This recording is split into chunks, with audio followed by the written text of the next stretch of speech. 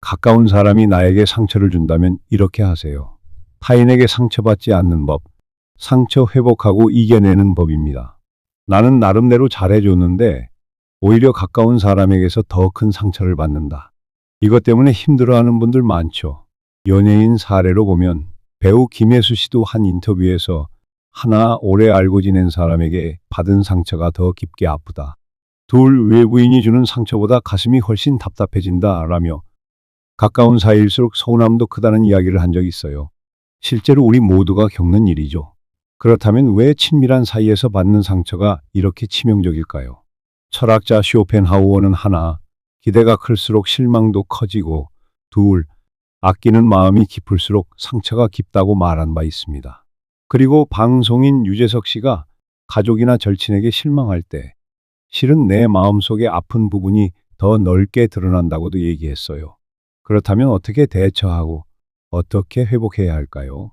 오늘은 구체적인 방법 10가지, 아니 20가지로 깊이 파고들어 볼까 합니다. 여러분, 혹시도 어떤 분들은 하나, 아예 사람을 멀리해라.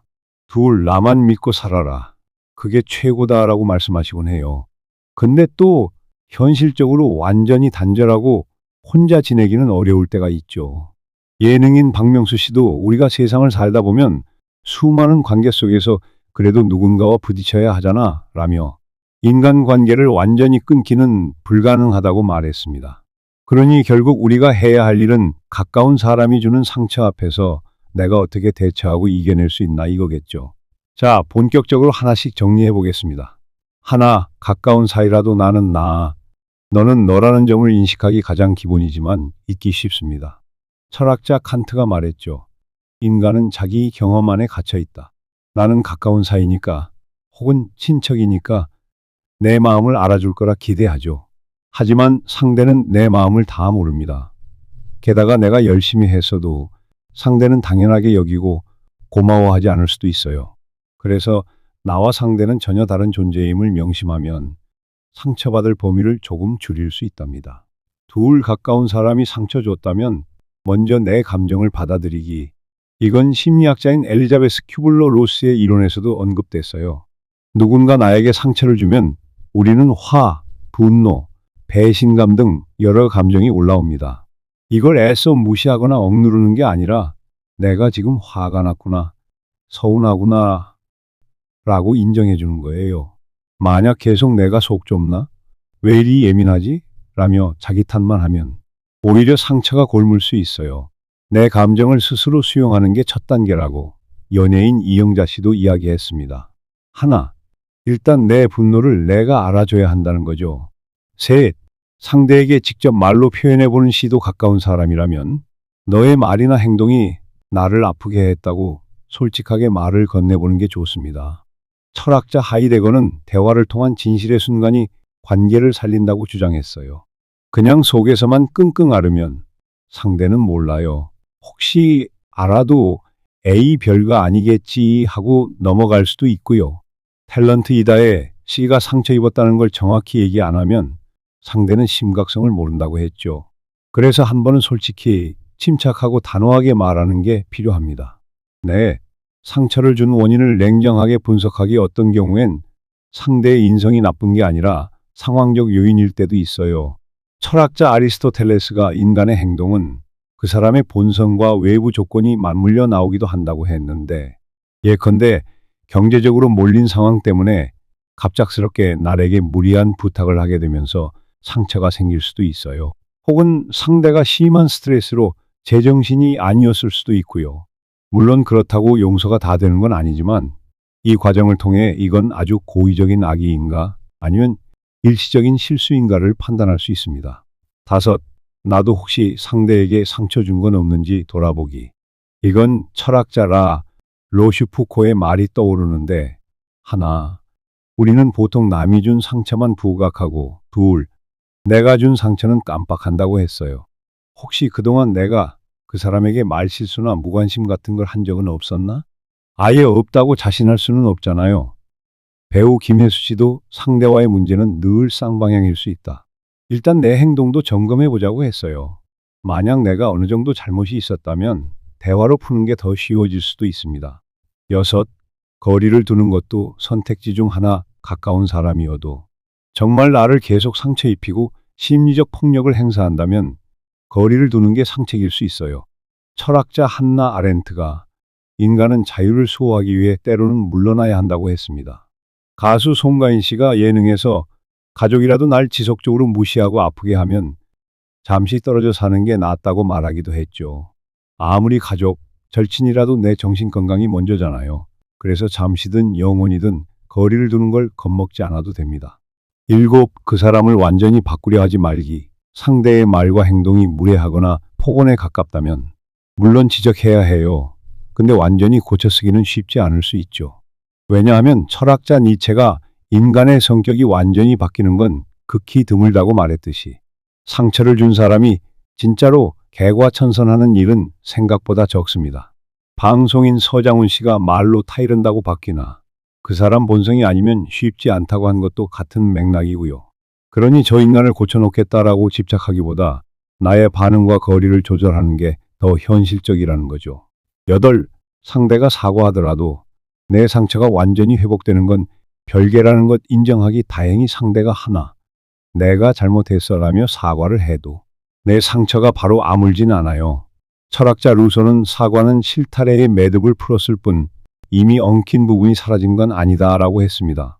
그래서 우리가 자칫 상대가 사과하면 알았어. 다 괜찮아 이러는데 내 마음속 상처는 여전히 남아있을 수 있어요. 이럴 땐 내가 아프니까 시간을 좀 갖고 싶다고 솔직하게 말하되 차츰 시간에 의지해 회복하는 게 필요해요. 9. 상대에 대한 과도한 기대 내려놓기. 사람이 상처받는 이유 중 하나는 기대치가 높기 때문이죠. 철학자 존 로크는 기대치는 자신을 아프게 하는 칼이 되기도 한다고 말했습니다.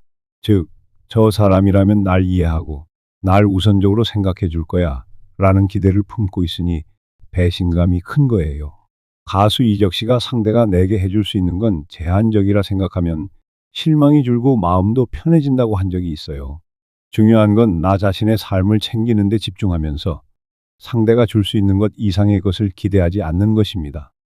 감정적으로 휘둘리지 않고 나를 지키는 최소선 정하기. 예를 들어 하나, 매번 폭언을 들으면 내 생활이 망가진다. 2. 그래서 10번 중 1번은 분명하게 의사표시하겠다. 이런 식으로 나만의 규칙이 필요합니다. 철학자 스피노자가 자유는 자기 자신에게 선을 긋는 데 있다고 했어요. 나를 학대하거나 정말 무리한 요구를 하거나 감정적으로 함부로 대하는 사람에게는 이건 아니야. 난 이렇게 대우받을 사람이 아니야 라고 분명히 하셔야 해요. 때론 갈등이 생길 수도 있지만 계속 맞고만 있으면 상처가 깊어지잖아요. 11. 타인에게 상처받지 않는 법은 스스로 충만해지는 것. 철학자 에리 프롬이 내 마음이 안정되지 않으면 사소한 타인의 행동에도 쉽게 상처받는다고 했죠. 그러니 내 삶의 주도권을 갖고 내 취미나 자존감을 쌓을 수 있는 활동을 하면서 하나, 내가 나를 더 채우고 2. 누가 나를 흔들어도 중심을 잡는 그런 힘이 필요합니다. 연예인 유아인 씨도 내가 나로서 단단해지면 남이 나에게 무슨 말을 하든 크게 흔들리지 않는다고 말했어요. 12. 내게 맞는 친구나 조력자를 찾기. 가까운 사람이 상처를 준다면 너무 그쪽에 올인하지 말고 다른 부분에서 지지를 받을 만한 사람, 전문가 혹은 지인들을 만나는 것도 중요해요. 혹은 전문 상담사나 친절한 지인과 이야기를 나누면서 내가 잘못된 게 아니구나. 이건 정상적인 반응이구나 깨달을 수 있죠. 개그우먼 김숙 씨가 하나 마음 나눌 사람 한 명만 있어도 상처가 훨씬 빨리 치유된다며 공감을 강조했죠. 13. 학습된 무기력을 떨쳐내야 한다. 가끔 가까운 사람에게 상처를 반복해서 당하면 난 그냥 이런 대접받아야 하는가 바라며 무기력해질 수 있어요. 심리학자 셀리그먼이 말한 학습된 무기력 상태가 됩니다. 이때 제대로 반응을 안 하면 상대는 계속 폭주할 수도 있어요. 그래서 이건 내가 참아야 해. 어쩔 수 없어. 내 삶에 대한 주인공은 나이니 난 거부권이 있다. 누가 나를 함부로 대하면 아니라고 말할 수 있다를 기억해야 해요. 14. 반복되는 상처는 결국 내가 허용했기 때문일 수도. 어려운 말이지만 진실입니다. 철학자 마르쿠스 아우렐리우스가 상대가 나를 해칠 기회를 내가 주었다라고 했어요. 예컨대 내 재정, 내 시간, 내 감정을 자꾸 가져가는 상대에게 아무 방어 없이 문을 열어두면 해칠 수 있는 기회가 자꾸 생긴다는 거죠. 그래서 다시 한번 하나, 거절 연습 둘, 규칙 설정이 중요합니다. 10년 동안 당하다 보면 습관돼서 내 잘못 같기도 한데 그게 아닙니다. 이제부터라도 문을 잠글 수 있어요. 15. 상처는 나를 단련시킬 수도 있다. 영화배우 하정우 씨가 상처는 치료되면 살이 굳듯이 내 마음을 튼튼하게 만들기도 한다고 말했는데 철학자 니체도 나를 죽이지 못한 고통은 나를 더 강하게 만든다고 했잖아요. 너무 매번 상처가 파괴적인 건 문제지만 반대로 이겨냈을 땐 내가 성장할 수 있기도 해요. 아, 나는 이런 상황에서도 살아남았어. 이제 조금 더 단단해졌어라고 긍정적으로 볼 수도 있다는 거예요. 16. 그래도 사랑하는 사람이라면 상처 주는 이유를 더 깊이 살펴보자. 어쩌면 상대도 자기식으로 고통을 호소 중일 수 있어요. 철학자 공자가 지나친 행동의 이면에는 사연이 있다라고 했듯이 부모님이 혹은 형제나 연인이 정신적으로 힘든 상태라서 날 해치는 걸 수도 있죠. 그래서 정말 내가 사랑하고 포기할 수 없는 관계라면 필요한 경우 함께 심리 상담이나 대화를 시도해 보자는 방법도 있답니다. 자기 힘으로 해결 안 되는 부분을 전문기관이나 전문가 도움받는 거예요. 17. 자꾸만 상처를 주는 독성 인간관계를 벗어나는 용기가 필요. 하지만 아무리 노력해도 계속 반복해서 상처만 준다면 실은 이미 독성 관계일 수 있습니다. 철학자 마키아벨리가 독성 인간관계는 그 자체로 중독되어 빠져나오기 힘들다고 경고했어요. 연예인 이효리 씨나 엄정화 씨도 심한 정신적 폭력 관계에선 과감히 떠나야 한다고 강조했죠. 이건 결코 쿨한 척이 아니라 정말 자기 자신을 위해서요. 계속 희생만 당하면 결국 내 삶이 무너집니다. 18. 상처 준 사람을 즉시 용서하지 않아도 된다는 걸 깨닫자 누군가가 말하죠. 용서해야 마음 편하다. 근데 그건 용서를 내가 하고 싶을 때 하는 거죠. 억지로 너 착하잖아. 용서해라라고 강요받으면 더 힘들어져요. 철학자 데카르트가 용서는 자신의 감정을 존중하는 데에서 시작한다라고 말했듯이 먼저 내가 아프고 서운함이 자연스럽게 풀릴 때까지 기다리세요. 그게 2, 3일이 될 수도 2, 3달이 될 수도 심지어 2, 3년일 수도 있어요. 서두르지 마세요. 19. 마음을 나누고 위로받을 어떤 취미나 공동체 찾기. 상처받은 마음. 어떻게 달래야 할까요? 철학자 아낙시만드로스가 인간은 교감 속에서 치유된다고 했잖아요. 그래서 혹시 혼자 사귀기 힘들다면 좋아하는 독서 모임이나 소규모 동아리, 종교 커뮤니티 등에서 새로운 사람들과 교류하며 위로받을 수도 있어요. 방송인 전현무 씨가 내가 라디오 DJ로 일할 때 내 얘기 들어주는 청취자들이 있어서 상처가 덜했다고도 말했죠. 20째, 결국 나를 살리는 건 나 가까운 사람에게 상처받았다고 내 인생이 무너질 수는 없잖아요. 철학자 에픽테토스가 결국 인간은 자기 자신이 움직이는 만큼 살아남는다고 했는데 그 말처럼 다른 누가 나를 일으켜 세워주길 바라는 것보다 내가 발걸음을 뗄 때 치유가 시작돼요. 다만 그 과정에서 하나, 전문 도움도 받고 둘, 주위 선한 사람들의 응원도 받으면서 내가 주체적으로 아픔을 넘어서는 겁니다. 자, 이렇게 2시간 흘렀네요. 요약하자면 가까운 사람이 내게 상처 줬을 때 이기는 법. 타인에게 상처받지 않는 비결의 핵심은 하나, 적당한 거리 두기와 기대감 낮추기. 둘, 분명한 의사 표시와 거절 연습. 셋, 가능한 대화 시도 안 되면 미련 없이 거둬들이기. 넷, 내 감정을 인정하고 회복할 시간을 스스로 허락하기. 5, 학습된 무기력에서 벗어나기. 6, 필요하다면 전문 도움받기. 7, 궁극적으로는 나 자신이 나를 돌보는 삶을 택하기. 이렇게 정리할 수 있겠습니다. 사람들에게 상처받아 힘겨워하는 분들 많죠.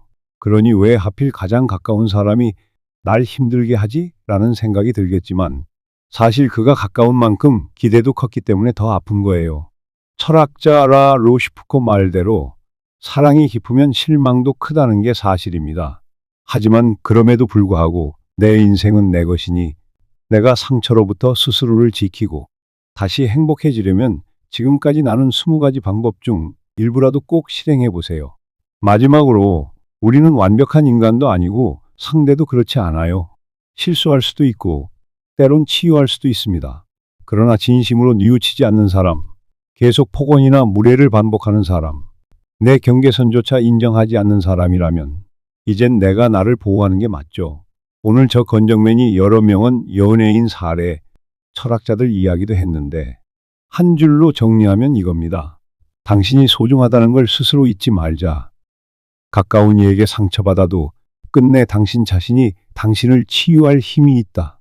댓글도 보니 하나, 서로 다른 존재라는 걸 인정하면 상처가 줄어든다. 둘, 가족이라도 거리두기가 필요하다. 셋, 사람은 고쳐 쓰는 게 아니다 등 공감대가 어마어마합니다. 가수 이적 씨 말대로 상처받는 순간이 끝이 아니라 또 다른 시작일 수 있다고 생각하며 지나친 미련은 두지 말고 내 마음부터 어루만져 주시길 바랄게요. 그럼 건정맨 여기서 인사드립니다. 아무리 가까운 사람이더라도 나에게 상처 주는 순간에는 냉정하고 단호하게 나를 보호해야 한다는 것 꼭